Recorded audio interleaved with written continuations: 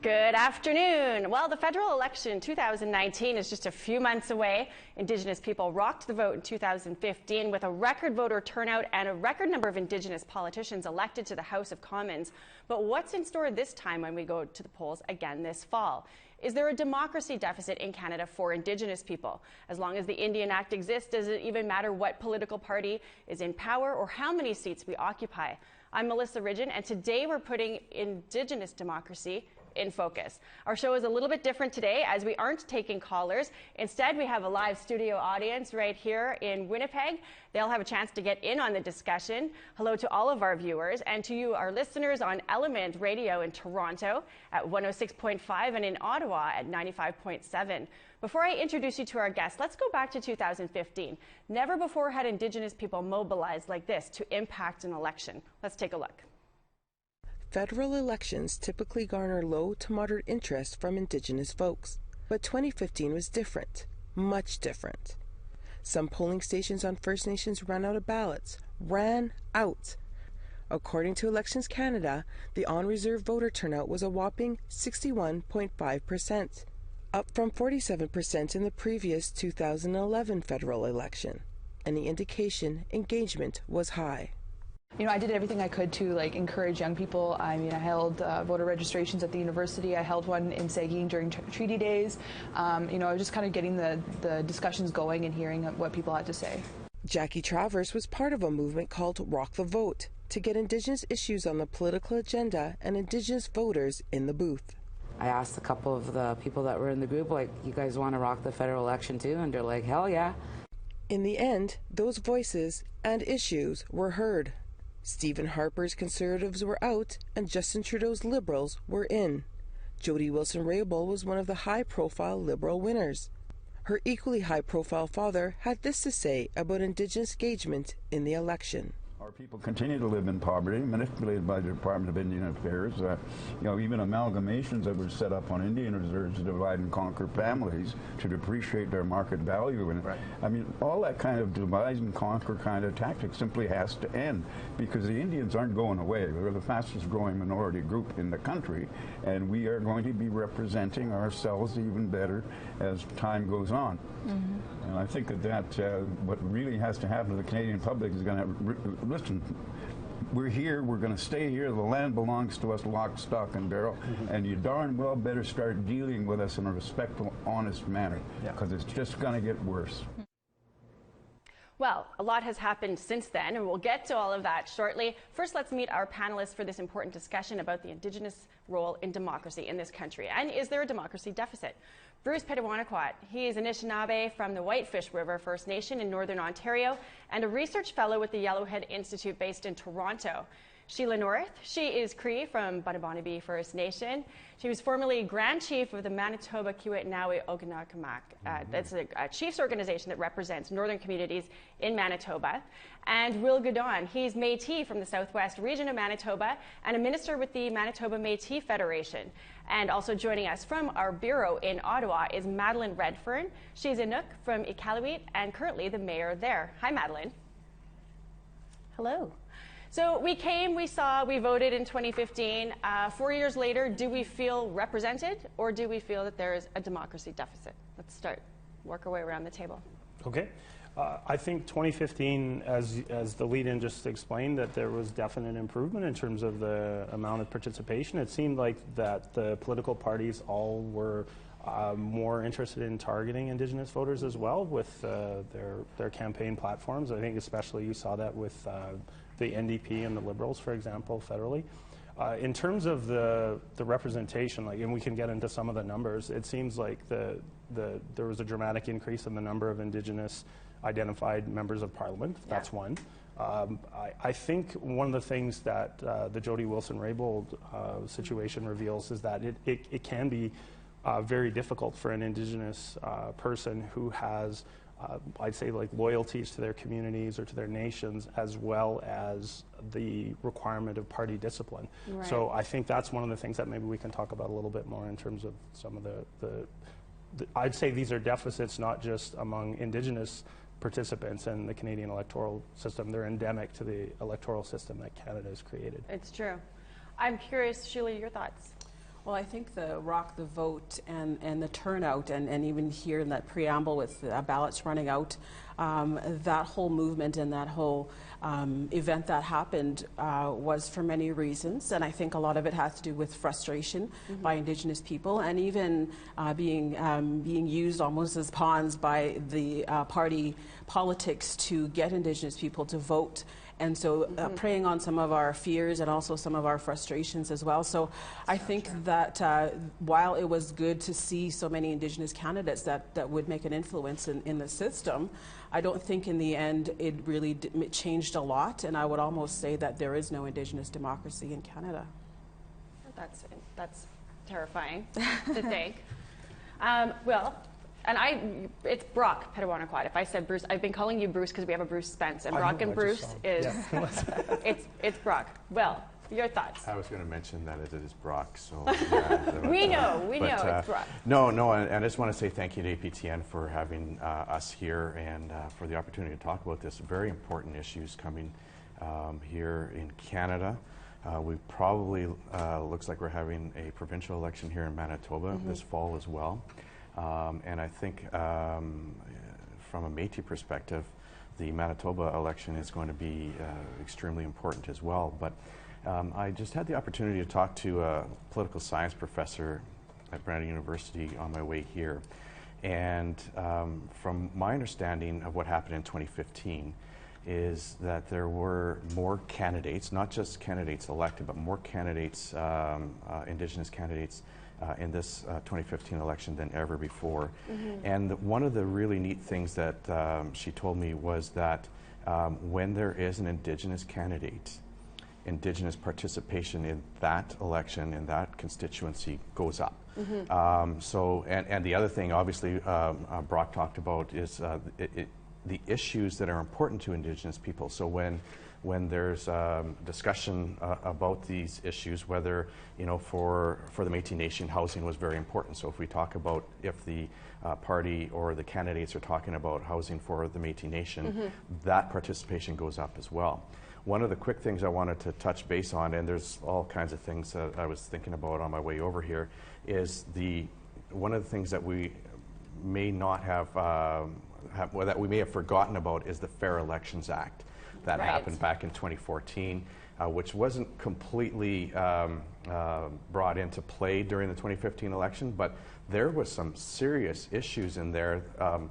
Some people would say that there was suppression or an attempted suppression of votes through that Fair Elections Act brought in by the Stephen Harper government. So, those are the kinds of things that need to be talked about.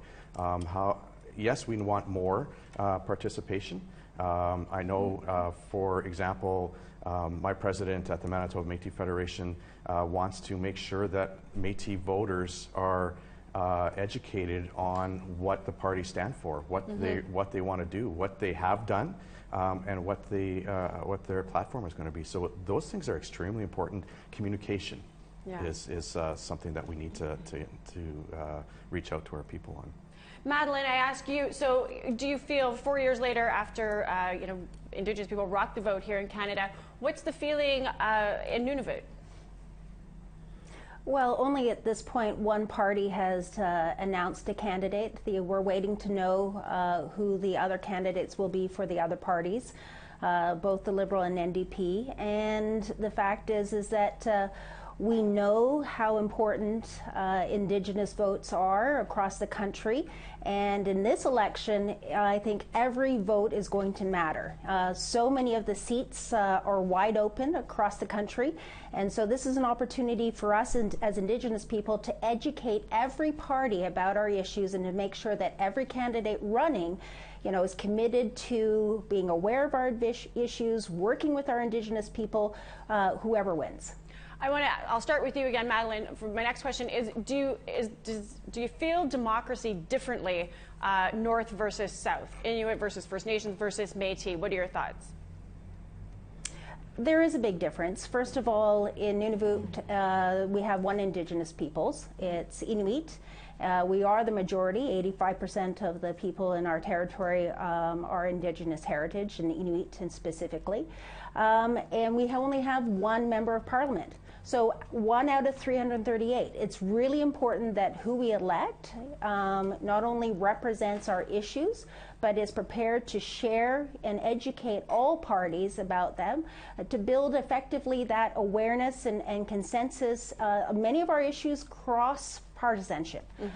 Poverty, housing, environment, these are not just partisan issues. We need them to be dealt with seriously. So I ask you guys here, do you see urban versus on reserve, Métis versus First Nations? What do you hear from people in terms of the experience that they have with democracy? Go. Well, I think increasingly we're hearing more and more from grassroots people that they don't feel like they have any power in the end, right?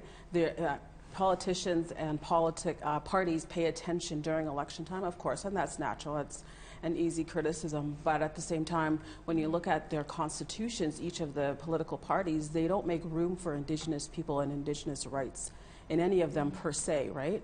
And I think the grassroots movement and more leaders these days are saying that the real power comes from Indigenous people, and yet Indigenous people voices are suppressed because we don't make any decisions on what happens behind the closed doors at Indian Act and all the funds that are going to these programs versus real jurisdictional overhaul of our lives. So really, at the end of the day, when you peel everything off, Indigenous people don't have a vote, don't have a voice in this system because of the way it's set up.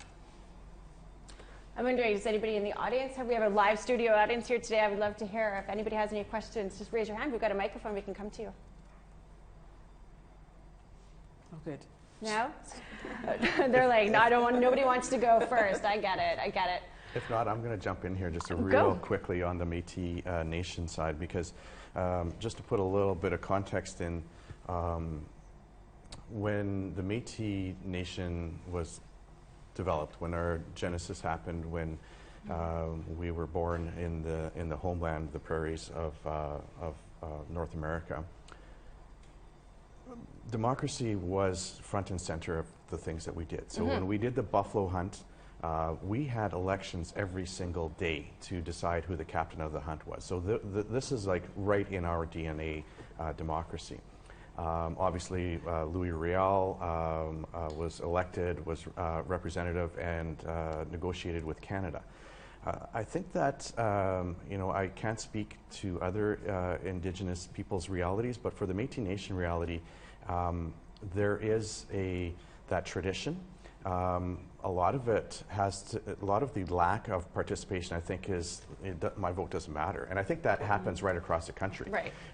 But if you look at some of the numbers as well for Indigenous peoples, I think the numbers was, compared to Canadians, on average, 17% less vote for Indigenous peoples participate in federal elections.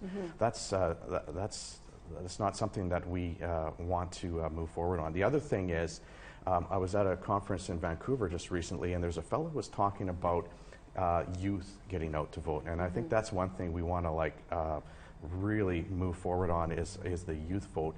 Well, they do say if you can get people voting when they're young, they'll be lifelong voters. The numbers that I heard in Vancouver, this guy talked about, he was from California, 20% of 20-year-olds vote, 30% of 30-year-olds vote, and then 75% of 75-year-olds vote. So if these people, and I was at it was a clean energy event where if you want to make change in the environment, you need to vote. That's one of the biggest things that you can do. And I think that's what we need to tell our people as well, is yes, there are lots of struggles. Yes, there are lots of issues in every single party for Indigenous people.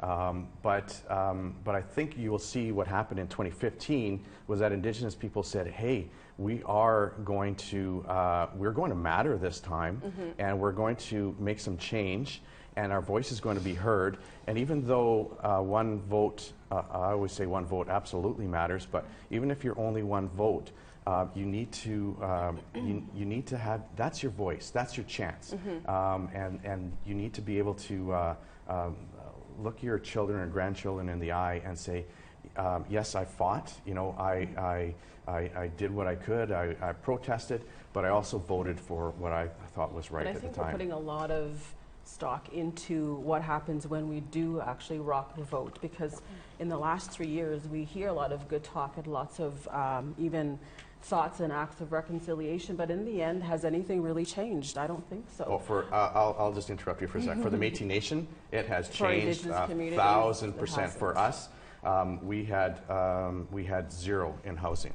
Now we have 500. Divide and conquer mentality again by the government. But we represent the Métis Nation, so when we go and fight for housing for the Métis Nation, that has happened. When we go and fight for, we've never had housing, we never had childcare. We have those things now. I don't think that was a divide and conquer mentality. I don't think that there's any doubt that the Métis are in love with the government we currently have. I mean, every week there's a press release coming out from a Métis organization still in love with Justin Trudeau. Métis government. We know. Okay, we've got to take a quick break. When we come back, we're going to go down under for a look at how Parliament in New Zealand bakes in Maori representation. We'll tell you all about it. Stay with us.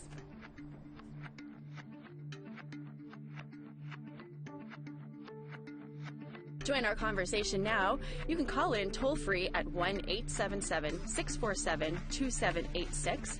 Like and watch us live on the APTN News Facebook page. Follow and tweet us at APTN InFocus, and send your thoughts in an email to infocus@aptn.ca.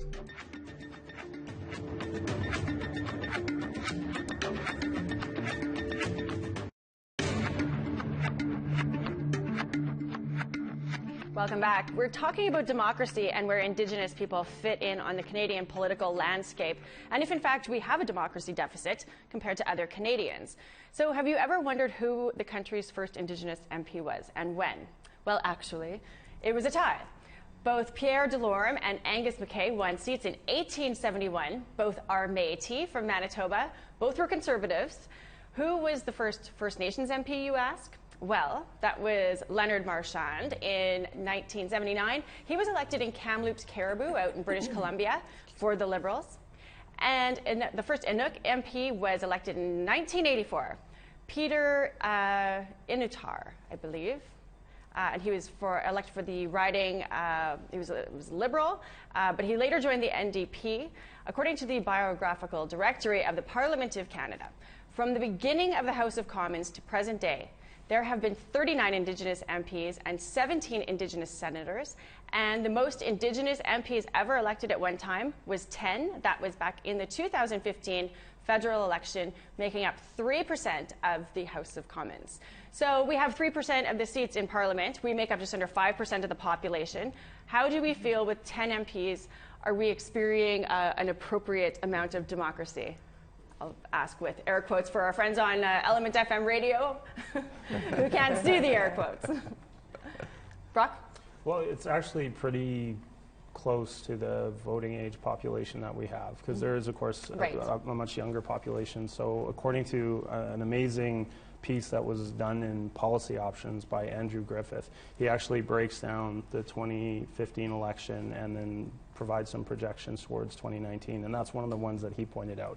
So although the Indigenous population in Canada is roughly 5%, it's about 2.8, 2.9% is the actual voting age population. So technically we are accurately represented in the House of Commons right now.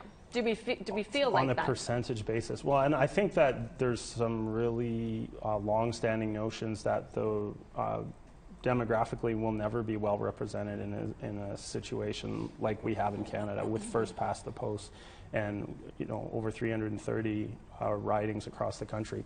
So like thinking back, for instance, the Royal Commission on Aboriginal Peoples, one of the recommendations there was that we need a First Peoples House. That was put forward as a way. So you'd have what's called consociation, where you'd have essentially like we have the Senate and the House of Commons, there would also be an Indigenous Parliament that would have any legislation that would affect Indigenous people go through there. So, I mean, I think there's a long-standing recognition that the current political system does not adequately represent Indigenous peoples, and there's been some ideas on how that might change. Yeah. Madeline, I want to ask you, we've got 10 Indigenous MPs in House Commons now. Has this left the North feeling like that they're appropriately represented?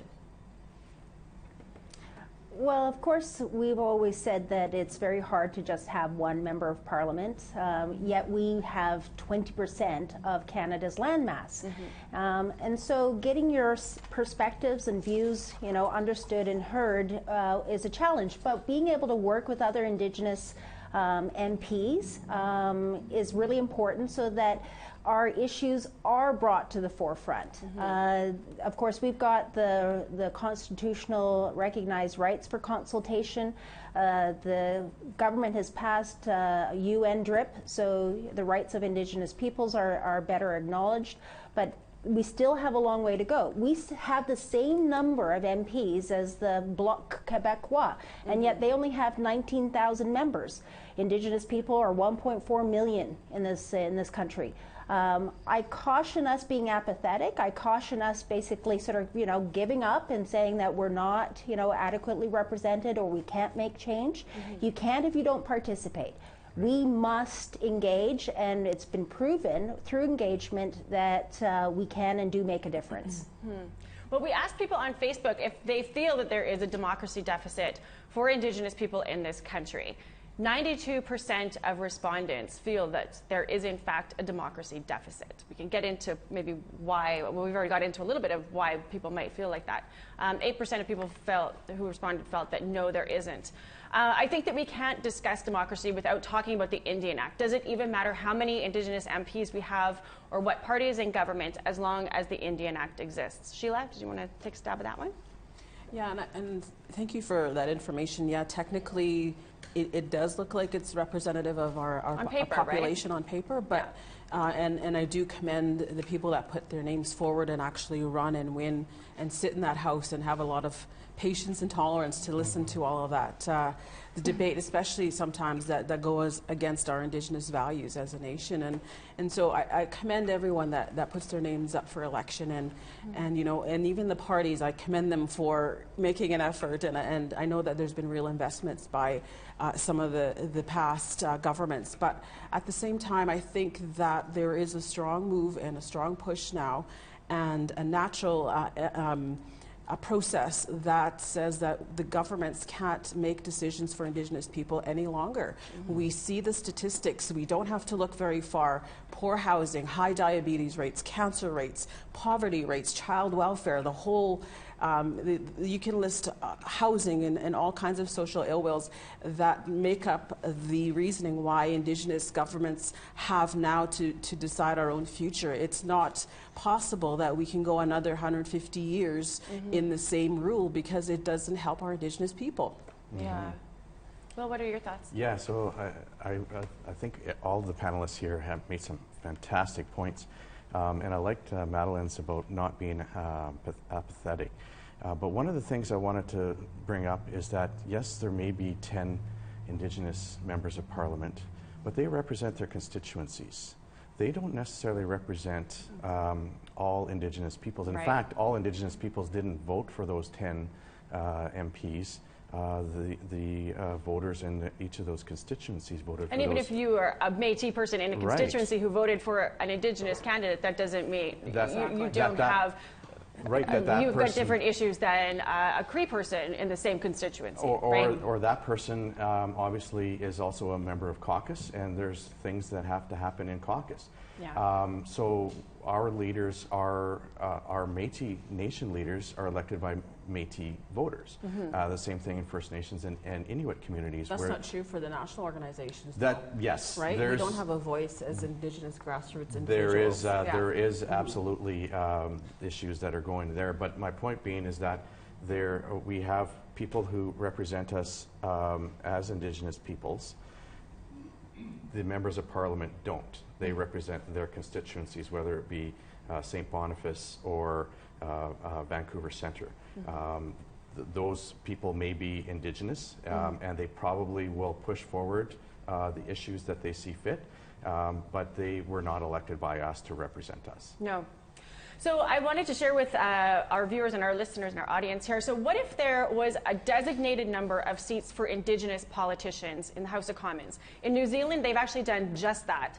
Earlier this week, I spoke with Carmen Parahi. She's a senior field producer and reporter for TVNZ's Maori Investigates.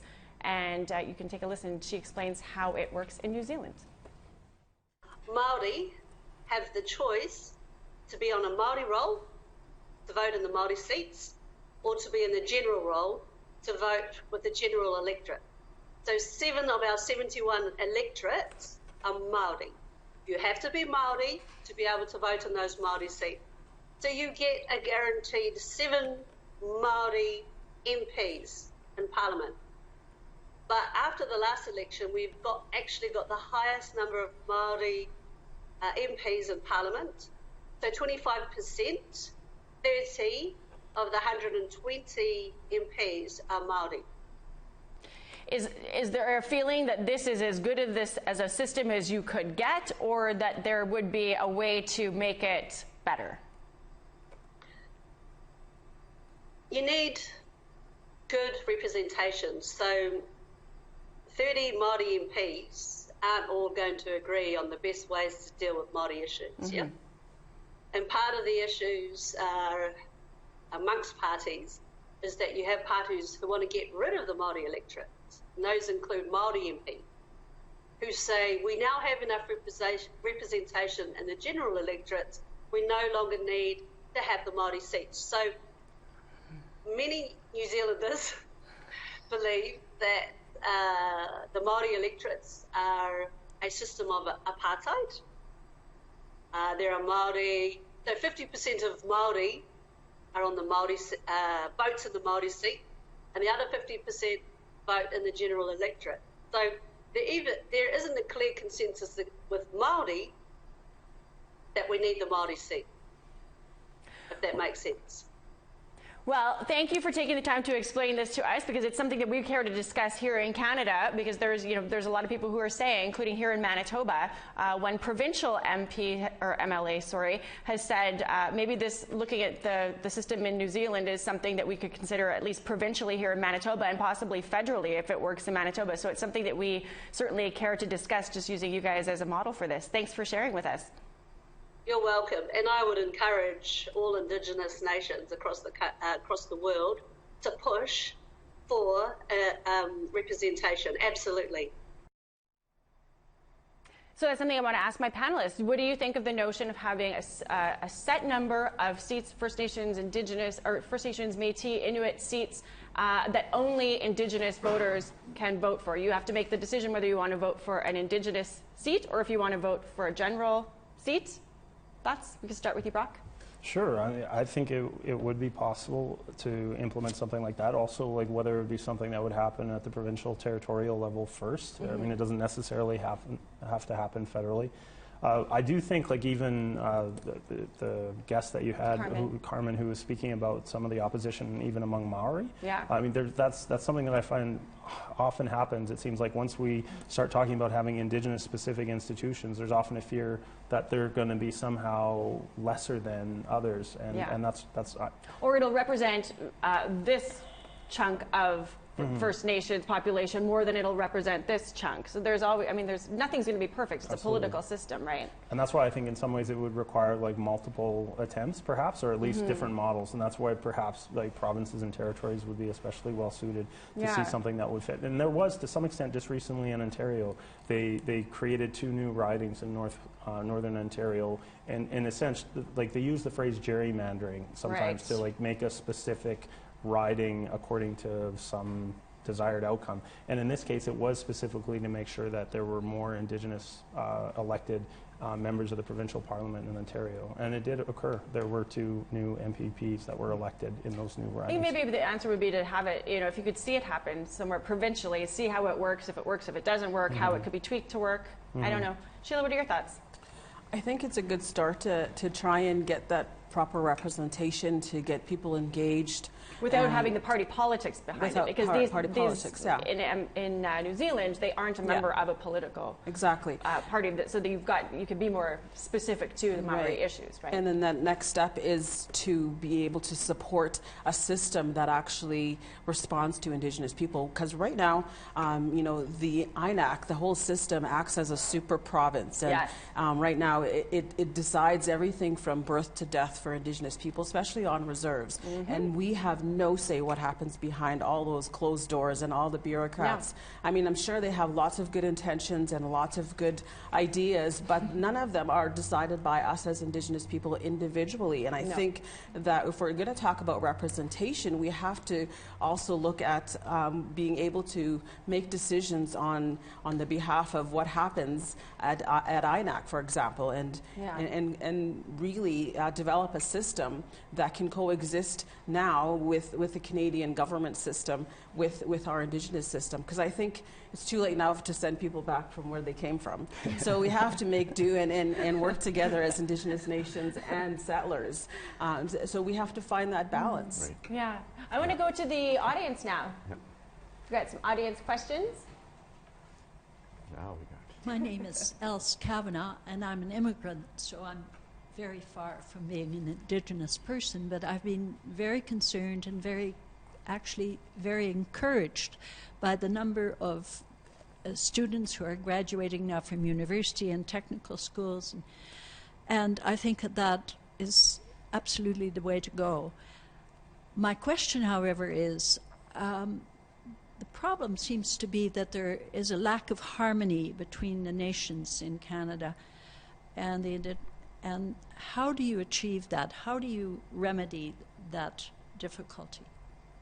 Who wants to go? I'll talk about that, because I think there's a sense out there that Indigenous people are all living on the land, they live in harmony, and they don't have different opinions than anybody else. We're human beings, and we have points of view that may be different than our neighbors, that may be different than our leadership. Just like any other political structure, there's ways to achieve things, and there's elections, obviously that's one of them. But I think that I think it fundamentally comes down to the whole idea of the nation-to-nation relationship. So Canada is a nation. We have nations within our Indigenous peoples, and that there needs to be, you know, when there is a voice for that particular Indigenous nation, that Canada or the Crown needs to have that relationship and listen and sit as equals, so that you know. So I think we need to. There's not that equality at this point, right? So it's hard to repair the relationship when we're. No, I understand that, but I don't want to. I appreciate the question, but I think that's a little bit. Reaching too far, that we need to have the Indigenous people all speak with one voice, because we obviously in Canada we have Inuit, we have First Nations, we have the Métis Nation. Within First Nations there's lots of voices there as well. So, but I think the question, sort of, from what I understand, is, you have what you need, you're graduating, well, why are you still fighting? Why are you still complaining? Okay. And I'm sorry if I take it that way, but that's what I hear.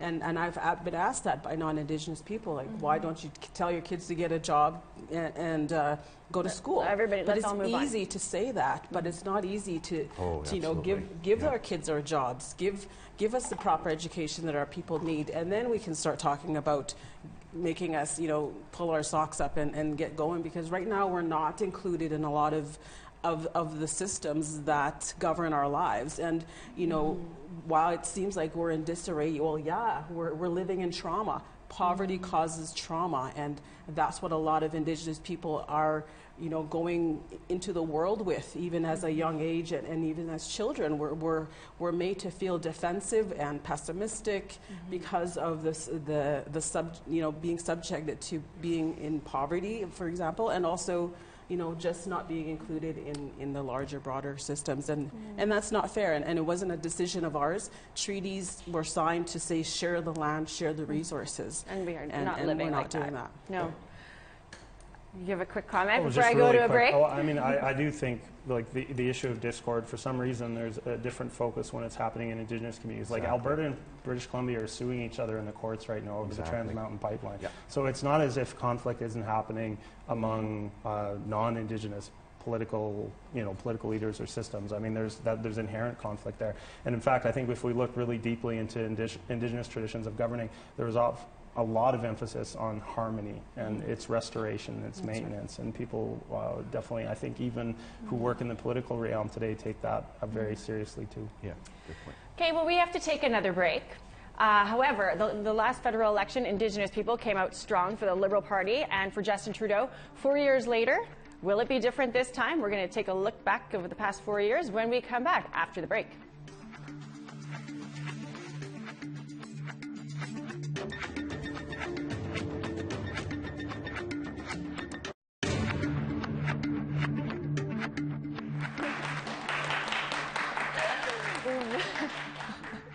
Welcome back. We had a pretty serious crush in 2015 with Justin Trudeau and his Liberals. I don't think it's a surprise to anybody that Indigenous people, well, Métis, we could argue, still have a massive crush with this government.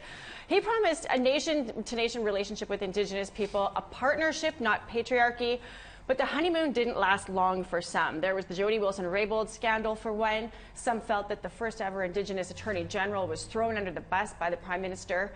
And this past March, Trudeau himself found himself under fire for his treatment of a protester who crashed a $1,500 a plate Liberal fundraiser. She was angry about how the government has ignored mercury-ravaged First Nation in northwestern Ontario. Let's take a look from that. Prime Minister Trudeau, people in Grassy Narrows are suffering from mercury poisoning. You committed to addressing this crisis. Thank you for being here. Thank you very much for your donation tonight. I really appreciate it.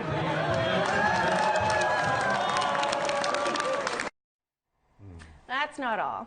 So Romeo Saganash, he's Cree MP from Northern Quebec. He didn't mince words in the House of Commons when sharing his thoughts on the government's relationship with Indigenous people. Take a look. When the Prime Minister insists that this pipeline expansion will be done no matter what, and his minister adds that Canada will not be able to accommodate all Indigenous concerns, what that means is that they have decided to willfully violate their constitutional duties and obligations. Mr. Speaker, sounds like a most important relationship, doesn't it? Why doesn't the Prime Minister just say the truth and tell Indigenous peoples that he doesn't give a f about their rights?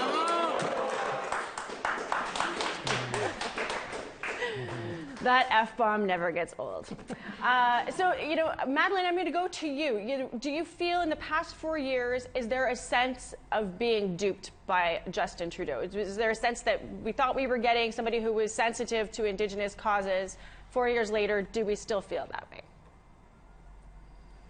I think it's mixed feelings across the board. I mean, we've seen some real investments in some of our communities with respect to improving water, some housing announcements, somewhat better relationship with our national Indigenous organizations, but there's still a lot of poverty. There's still a huge gap in many of the necessities that our communities and our peoples require. And so a lot of damage has been done. I think there were missed opportunities for reconciliation. I think there's still room for tremendous improvement. And it's not a perfect relationship. So much has been done over, hundreds of years, and it's going to take more than 4 years to fix. So we need to also figure out how we change this country together.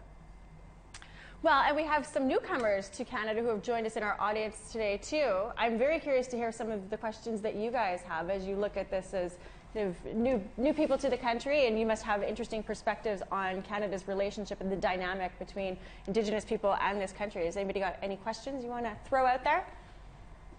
Some in front. Our lovely Natasha. It's like our Vanna White today. Hi, my name is Jennifer Chan. I'm first-generation immigrant, and I live in Winnipeg Center. So when we are talking about lack of Indigenous representation in politics, we're talking about we need to support more Indigenous candidates in politics, but I also want to emphasize that we need to support more Indigenous women, female candidates. Right now, like you referenced earlier, we have 10 Indigenous MPs in the House of Commons, self-claimed. Right. However, we only have only 2 of them are Indigenous female MPs, including the one who was expelled from her own party caucus. And women need to have their own voice, and women speak their own issues. So we cannot take away that voice. For example, the riding that I live in, Winnipeg Center, we have Leah Gazan, who is going to represent an NDP party to run for Winnipeg Center in this upcoming federal election. She has been very actively advocating for ending violence on Indigenous women and girls and Two-Spirits, and she has lobbied throughout the country for the fundamental Indigenous human rights, including in support of BOC 262. Right. And by the way, I think one of the biggest barriers for Indigenous people to get involved in politics is that they don't enjoy basic human rights as other Canadians do. And shout out to the BOC 262 that we need to support that bill so that Indigenous people can enjoy fundamental human rights as other Canadians do. And you see that deficit? Yes. So my question is, do our panelists, what do you think that whether or not we should support more Indigenous female candidates to get involved in politics, to speak on their own issues? Thank you. Thanks.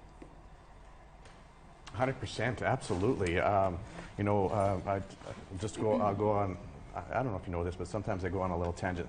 So in Métis politics, we have a huge participation by female leadership.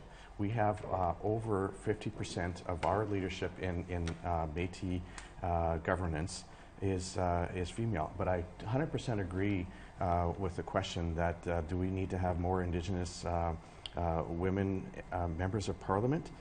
Absolutely. That is without a doubt something that needs to happen. The voices of Canada in the House of Commons needs to reflect who we are as Canadians. And the voices of Indigenous women have been suppressed and still continue to be. We look at the inquiry for missing and murdered, and it sickens me. You look at the issue that the Supreme Court just decided last week with Cindy Gladue. That sickens me that our Indigenous women are still having to be it just bothers me to no end, and I think this is an absolute necessity, and I 100% agree with the. Let's put Sheila and Madeline on the hot seat. When are you guys getting into federal politics? When it changes. I think that's a really good question, and I think that it's good to see anyone, especially Indigenous women or marginalized groups, get into systems that affects their lives. So it's in a way that it is good to get involved so you can have a say. But at the same time, that's also giving credence to party politics that shows their true colors now and then, like what we just saw happen to Jody Wilson-Raybould and Jane Philpott. I had a little bit of hope in this Liberal government because of people like Jane and Jody. And now I've seen what happened to them when they actually push for what they think is right. They get shot out the door. And it's not to say that Indigenous women don't have power. To say that is very wrong, because what I see is we as Indigenous women have a lot of power. You know, we took to the streets in the last decade to raise awareness about missing and murdered Indigenous women and girls. Right. And now we are world leaders in this discussion on why it's wrong to commit violence against Indigenous women and girls. And there was an inquiry called during the last federal election because of our voices as Indigenous women. So while we're not sitting in Parliament all the time talking and debating, we're on the streets, we're in our homes, we're with our children, we're with our families saying this is wrong and it's going to change. 100%. I have more questions, but I like your guys' questions. Good one. So we'll go back to the audience. Hi, Ryan Beardy. I have a question that actually goes with your comments about Indigenous representation in politics. I feel a lot of the democracy deficit is a lack of representation in terms of nominees. We Indigenous can go to the polls, but there's not very much options in terms of who has my best interest at heart. So I was wondering if the panel can talk about the process and how we get more candidates and nominees. Thank you. Brock? Maybe really quickly, part of my research is actually reaching out to Indigenous people, specifically Anishinaabeg, who've run for political office. And one of the things that has come up is just how intense the vetting is for screening candidates now, especially like for the major political parties. I mean, they go through like every tweet, every Facebook post, and like essentially you have to be so squeaky clean because parties are so afraid of what they use that phrase like a bozo eruption, those situations where all of a sudden something comes back out of your past from 5, 10, 15 years ago, and it suddenly creates a political scandal. And unfortunately, like those things have had an impact in recent elections. And so I think in some ways, like the standards are going to just continue to increase and make it harder for people to come and run for office. And it just creates an intimidation factor, I think. Like, I'm not sure if I'd want my entire life under the microscope, like the political microscope, knowing that things can be parsed, taken out of context. It is a huge issue, absolutely, and that's something like in terms of specifically to the question about how do we make sure that more women step forward. I was actually at a panel in Ottawa where the former Premier of Ontario, Kathleen Wynne, was there. There was also representatives of the Conservative Party from the Senate and from the NDP in the House of Commons. And that was one of the things they spoke in it was an hour-long panel, so I condensed. But that's one of the main issues is that Indigenous women and women in general just need to be encouraged to put their names forward. And they even use the stat that essentially it takes like a man 3 to 4 encouragements or something like that before they go, whereas it's like a 5-fold increase for women. Like they need to hear 20 times that you really should run, you'd be a great candidate before they're willing to put their name forward. I think you touched on a really important issue as well when you talked about it takes somebody without past or somebody without. When you look at the statistics, Canada's numbers with in Manitoba, 75% of all inmates are Indigenous, so that really excludes us from these processes, as well as studying the processes of a membership and nomination. There's also a monetization that's involved with this. My question is to Sheila: do you think that these are purposely constructed to exclude us? I agree that I think whether it's done purposely or not, it is happening, that we are criminalized more as Indigenous people, even at an early age, children and young people are criminalized at an early age. And sometimes there's a lot of things that could have happened to prevent the criminalization of our people. And it affects our lives down the road.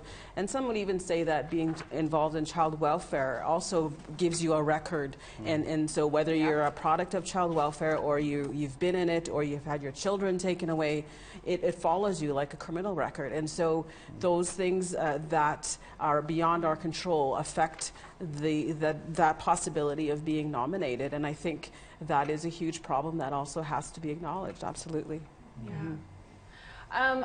Madeline, I will ask the last question of you before we're going to have to wrap it up pretty soon here. But what do you think, what do you anticipate, as a very politically engaged woman yourself, what do you anticipate we're going to see for Indigenous voters and Indigenous candidates in the upcoming federal election?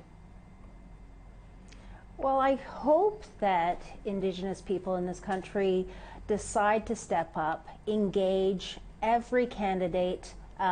As one person said, you know, ask Indigenous people to run, support them in their campaigns, and for the non-Indigenous candidates, educate them on our issues so that they can influence their parties if they get elected, and that the engagement process is important during an election, but it's important as well between elections. I love it.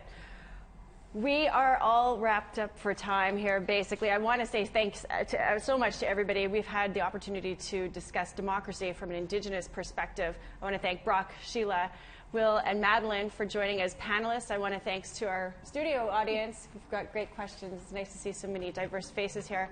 To our viewers and our listeners on Element FM radio in Toronto and Ottawa, we thank you as well. And to our friends at CPAC who are airing this episode as part of their Democracy Project. You can check it out on Twitter, #The Democracy Project for more information about that. I'm your host, Melissa Ridgen. Thanks so much for joining us this afternoon. Have a great one.